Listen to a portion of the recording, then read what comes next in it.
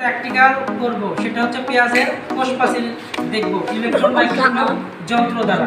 তো এই যে পেঁয়াজের উপরে যেটা আছে এটা হচ্ছে মৃত শল্কপত্র। আমরা প্রথমে যেটা করব এই উপরের খোসাগুলো ছাড়িয়ে নিব।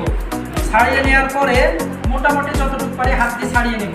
ছাড়িয়ে নেওয়ার পরে ব্লেড দিয়ে আমরা করবে যে শল্কপত্র সুন্দর করে সাইজ করে কেটে নিব।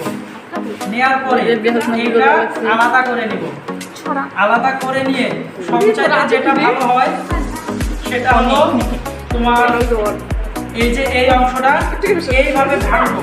ভেঙে দেখবে যে একটা পলিথিনের মতো পলিথিনের মতো একটা অংশ বের হবে। এইটারই আমরা প্র্যাকটিক্যাল করব।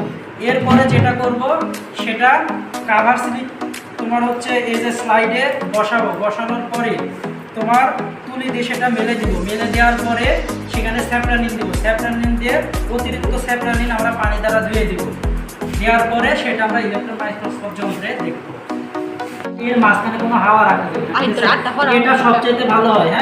যদি তোমার মনে করো যে কাভার স্লিপ বসাই দিলে ওটা সম্পূর্ণটা মিলে যাবে। কাভার স্লিপ খুঁজে পেলাম না, তো আমরা যেটা করছি সেটা হচ্ছে এখানে স্যাপ্রানিন দিয়েছি। ঠিক আছে, স্যাপ্রানিন দেওয়ার পরে এটা হচ্ছে কাভার স্লিপ বসিয়েছি। এখন এটা মোটামুটি আমরা কি করবো বলতো মাইক্রোস্কোপের তলে বসিয়ে দেখবো। সেটাই না তো ছুরি